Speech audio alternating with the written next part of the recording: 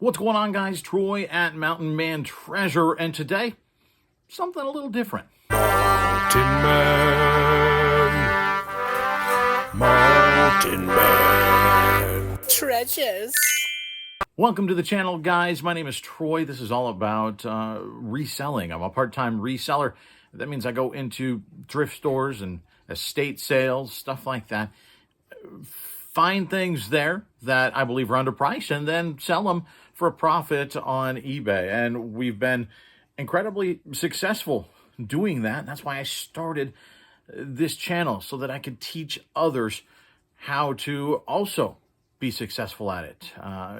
We're paying off student loans with eBay. We're paying off medical bills with eBay. And if I can do it, you guys can do it. And typically this channel shows garage sales or unboxings or a trip to Goodwill, stuff like that. Often on Wednesdays, which is when this is dropping, this video, we do what's sold. And I show you the different things that sold out of my store, tell you what I paid for them, and then what I sold them for. These are great tools, those types of videos, because then you can learn the different types of things that are selling. And if you watch a pretty wide selection of resellers, I'm finding different things here than Kevin is finding over at Commonwealth Picker, that Matt is finding over at Part-Time Pickers. We all find different things in our areas.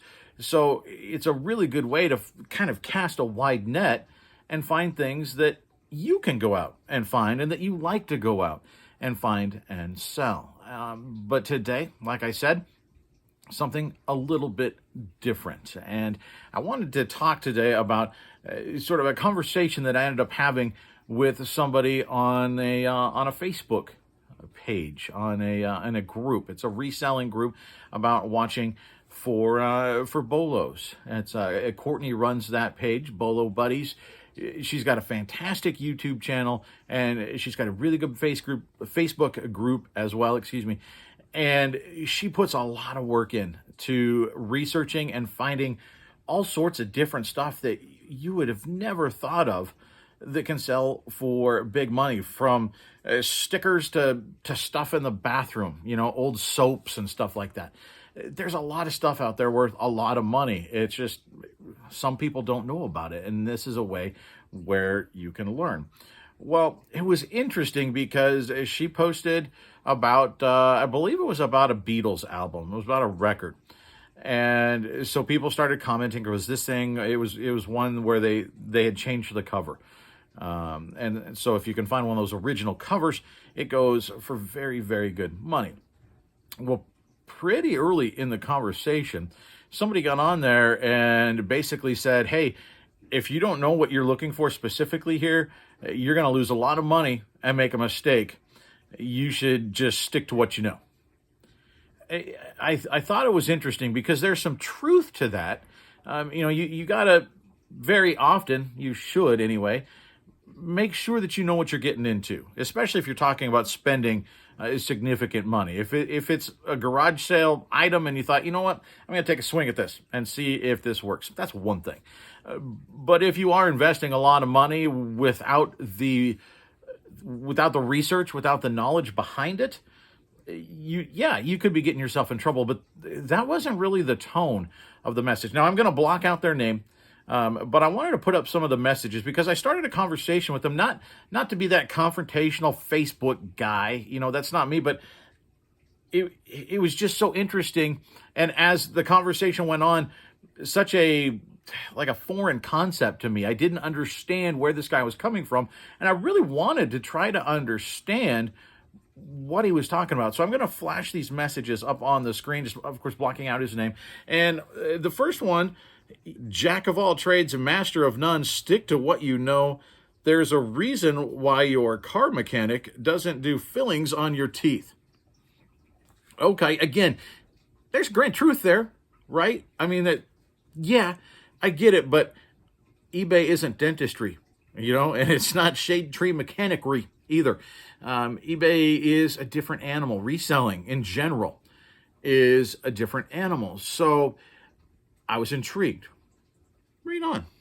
He says, you're digging your own grave. I really do hope people learn more about what you sell so they can buy it all and you have nothing left to source. Because that's essentially what is happening when you learn more.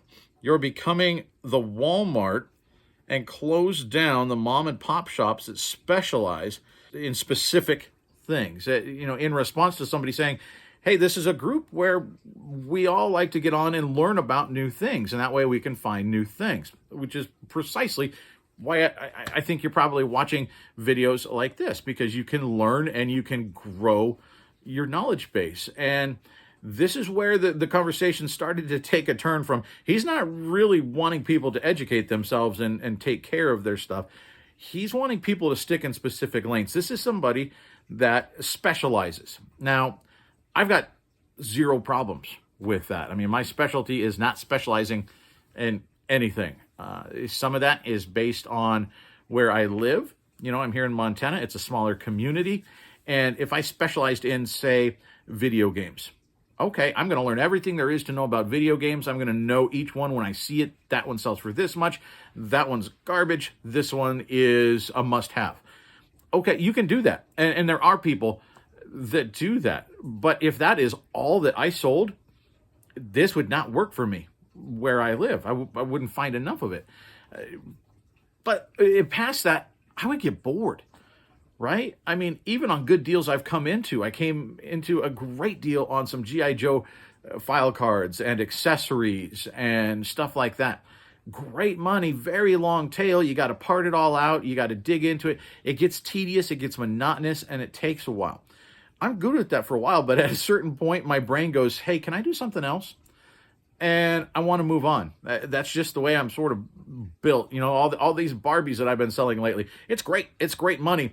And I'm going to keep selling them while I can. But at some point, I'm going to kind of go, you know what? I'm kind of tired of selling Barbies. I want to do something else. I want to do something different. I want to learn more. And this guy is saying, you shouldn't. You should stick to your lane. Sell one thing. Pick one area. Specialize and sell it. Because if you don't, what you're doing when you sort of spread that net wider and you sell everything from Tupperware to China, you're ruining, I guess, the shops that do specialize. He's saying you are the Walmart to their mom and pop. Okay. I don't think stuff's going to run out. You're going to be able to find stuff to sell. Now, that's coming from my way of thinking of casting that wide net, right? Looking at lots of different things and selling lots of different things. So I can see where actually that doesn't quite fit his worldview, because he said, if only the supply of things to resell was as infinite as your enthusiasm and positivity. Okay, I mean, really, we live in a pretty wasteful society. I mean, there's always people that are going to, whether you get it off the side of the road or out of a dumpster, or there's people that they're getting rid of it, but at least they're sending it, they're trying to do something good with it, and they're sending it to the thrift store, Goodwill or your local thrift, whatever it is. There's always people donating things. There's always people having garage sales, estate sales. Those are always going to happen. So in that sense, yeah, I mean, the supply is pretty infinite. I mean, when I first started, I did start to wonder, can I possibly continue to find stuff to sell? How is that possible that this supply is going to continue? It does. I mean, there's just always a lot out there. But I guess if you specialize, maybe not. What I did with him then is, I needed to pick an example. I wanted a real world example rather than talking in, just being vague and the fluffy idea. I wanted something concrete. So I said, hey, these Barbies that I've come into, over the last month, I saw something. I thought, that looks interesting. I think there's probably some money there. I want to look into it. I want to see. And then I started to realize, yep, there's money there. We have, I haven't run the numbers, but we're in the neighborhood. We have spent about $1,000, a little over $1,000 on Barbies, which some people would probably say, hey, that's crazy. You don't know anything about Barbies and you dropped $1,000. Okay, but I'm learning as I go. It's not a completely uneducated move on my part, but I had confidence. And in this business, you pay to learn. I mean, it's that simple. And sometimes you win and sometimes you lose, but ultimately you pay to learn. It's just a matter of how expensive that lesson was, right? I said, hey, I've come into these Barbies. Never sold Barbies before in my life. But I'm learning about them, and I've made thousands of dollars off of these, net profit, in the last month. If I were to stick to a lane, there's no way that lane would ever be Barbies. I would just have, I miss that opportunity. Then I don't make that money. Well, here's what he says. He says, cool. Now someone in your area who specializes in Barbies has less supply. Can't wait to see what happens when, thanks to groups like Bolo, 5,000 other people start shopping where you shop, and all of them start flipping Barbies along with everything else you make money on. Oh, wait. You will just move on to learn more and move on to another item, and the Walmart cycle will continue. Personally, I'm not a fan of snatching food from someone else's plate. I stick to what I know. I'm fairly certain I didn't snatch any food off of anybody's Barbie plate. Basically, because those Barbies are out there for anybody. I'm just the one that raised my hand and was willing to spend the money and take the risk. The idea that by me making money, I am somehow ruining somebody else's business, I guess I just don't get it. I mean, I understand where he's saying that supply and that specific niche is not infinite, right? And I guess he's got a point, but that just goes to show that you maybe shouldn't stick in a niche. Even if you have a niche, Dominic, the Primetime Treasure Hunter, he specializes in comics, okay? The man knows his comics, but he's also going to pick up a power drill if he sees it that's worth $50, because while he has his main area, he's also willing to branch out and to learn other things and to make money on other items. I think that's the way to go. If you want to specialize, that's fine. Make that, pick a number, 80% of your store. But be willing to learn about other stuff, because other opportunities will arise. And if you show up at a place they have no comics, what happens? If you're a comic guy, you go to 15 garage sales, nobody had any comics, you wasted your day. Or if there's another comic guy in your area and he just happened to be one house ahead of you, he picked up everything and you got nothing, right? So how do you know that your specialty isn't somebody else's specialty and they're picking up all your stuff and they're closing down your mom and pop eBay store? So next, what I asked him was, you seem very against learning new things and other people learning new things. Why are you a member of a group that's what that's all about? He says, because I look out for bolos in my field. I'm not against boloing in general. I never heard it as an action word before, but just against flippers who get their greedy fingers into everything they can make money on. The man doesn't like me. That's very clear. And I got a feeling that he probably doesn't like a lot of you either. What I did then was ask him, somebody had posted, talking about, learning different areas. Somebody found a Scream mask. You may have seen, I've sold some vintage Scream masks here. Some of them are very, very good money.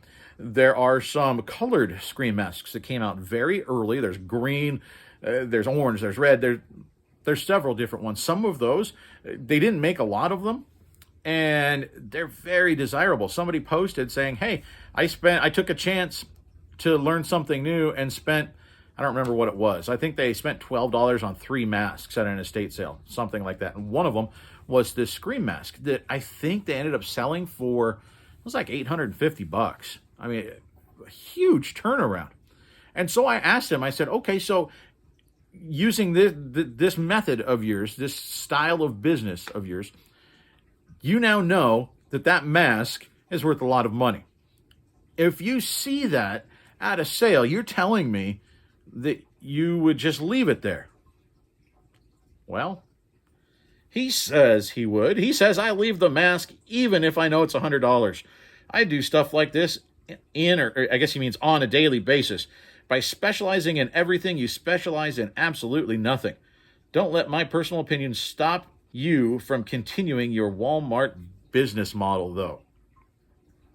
Okay, I'm not going to. if you think that way, apologies if I offend you, but I think that's just silly. If you see something, you see $100 bill laying there in the middle of the road, that's like going, well, somebody else could probably use it more than I could. Yeah, I guess, but it's right there in front of you, man. Like, pick it up. In this case, put it on eBay and make $850. It's just a confusing mindset, thinking that people that don't have a specialty, they're greedy and they're going to ruin business for these folks that specialize. I don't get it. And I think ultimately it comes a little bit down to growth mindset versus fixed mindset, at the risk of diving into making this some sort of psychological show. I think fixed mindset and growth mindset are very, very interesting. People with the fixed mindset are, I know what I know. I don't have room. I don't have need for anything else. This is what I do. Fixed mindset people, there's a bit of learned helplessness there, unfortunately, in many cases. They do not take challenges well because they have the skills that they have. That's it. Their cup is full, right? They don't like change. And admittedly, I don't like change, but they are vehemently against change of any kind. I think these are the people that you see that on those type of message boards saying, hey, is eBay even worth it? eBay's a joke. eBay doesn't work. Very often, these are people that started selling in 1999, you find out. It's not that eBay's broken. It's that it's different. And it's not the same as it used to be. And they don't want to, or maybe they can't adapt. Maybe a little both, right? That's fixed mindset. That's being unwilling to change. Now, growth mindset, that's something where, like I said, it's probably most of you. You're not only willing to take on challenges, you invite them. You want to learn new things. You want to expand your knowledge base. You want to take on challenges. And that's what eBay is. eBay is a challenge. I mean, it's not easy. It takes a lot of work. But I think the people that go at it with this growth mindset, they're the ones that are ultimately going to be successful. You've got to be willing to change. You've got to be willing to adapt. And I think you've got to be willing to learn. Even if you're not going to pick up all the stuff that you see on my channel or somebody, Cat the Nurse Flipper, or, whoever it is. Cat sells a whole lot of glassware and china, and she makes great money doing it. I picked up a few pieces, and I sell mugs, but it's just not my thing. It doesn't excite me. That doesn't mean I don't want to learn about it, and that, I don't want to give myself the opportunity where if I see something that happens to be very valuable, I'm not just going to leave it there. That's crazy. But I think growth mindset is key to eBay success. I guess that's what I'm getting at, ultimately. So I guess on this channel, we're going to continue ruining mom and pop eBay shops because we're Walmart, I guess. So if that's if you're also Walmart and you're up for ruining a few mom and pops, I don't think we're doing that. That's the sarcasm doesn't always come through. This is your channel because we're going to talk about all kinds of different things. I'm constantly learning new things. I'm constantly trying new things. Like I said, they don't always work. And if something doesn't work, I'm going to let you know about it. That's what this channel is about. This is a growth mindset kind of channel. And so if that's something you like, thumbs up and subscribe and hit that bell. And I appreciate all of you that have done that. Like I said, a little bit of a different show today, but it was just something that I found interesting and I wanted to sort of get out there and I guess get your opinion on it and see what you think about the whole thing. I mean, are we ruining people's specialty shops by, me going and picking up Barbies or, this last weekend delving into vinyl and learning more about vinyl and picking up some winners there?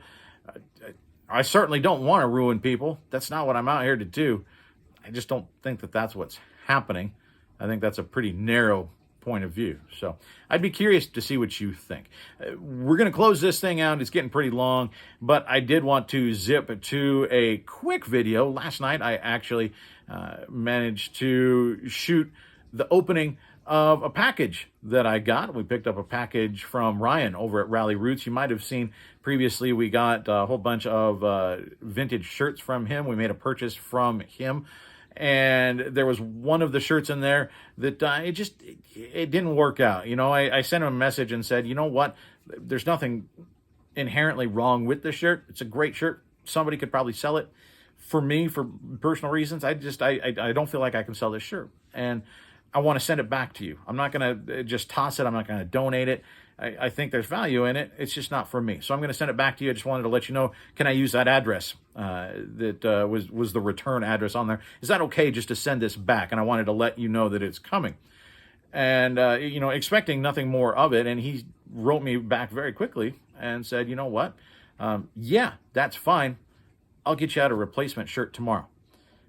I didn't ask for it. Ryan just he put that out there, and you know, he's a stand-up guy, and I sure appreciate it. Sent me a picture of the tracking once that thing got in the mail, and it showed up. So apologies, the light not great over here. I didn't set anything up. This just showed up in the mail, and I thought, you know what, I want to get this thing out of here. And now I'm trying to open this bag one-handed. So let's see what we got here. 1 second, and there it is. What do we got here? That looks cool. Let's get this thing laid out and I'll show you what we got. You guys, this is sick. If this was an extra large, I would be keeping this shirt. This looks actually like a little bit of a large. So I might do some measurements here and see anyway.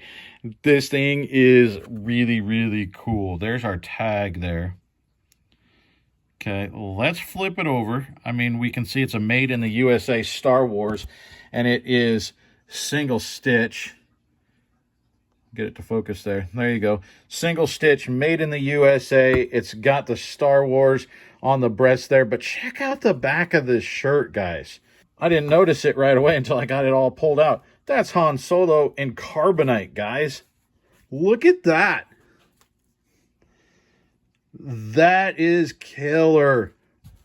This is a cool shirt. Ryan, thank you, man. Once again, a stand-up guy, and I appreciate you. And I know we had some people, like I said, that didn't like the stuff you sent. I love it, and I think they're wrong. I think it's great stuff, and we're going to do well on it, and I'm excited to have it in my store. So this is really cool, and it's actually kind of, you can feel it. It's a little bit raised, which is awesome. I don't know if it comes through there. You can kind of see on the video. That's so cool. Ryan, thanks again, man. That shirt is awesome. I posted it this morning, and actually I already picked up 2 watchers. I even have it. I think it's probably underpriced a little bit because we're running a sale in the store, and so it's probably $150 shirt, to be honest with you, maybe a little bit more. And I've got it, it's underpriced right now, I guess. So if you're interested, it is sitting there. You can send me a message. We'll make you a deal. But once again, Ryan, thanks much, man. I appreciate it. It's a cool lot. And eventually we're going to make some really nice money on it. Thanks for stopping by, guys. I sure appreciate it. We're going to cut this thing off. We'll see you next time. Bye.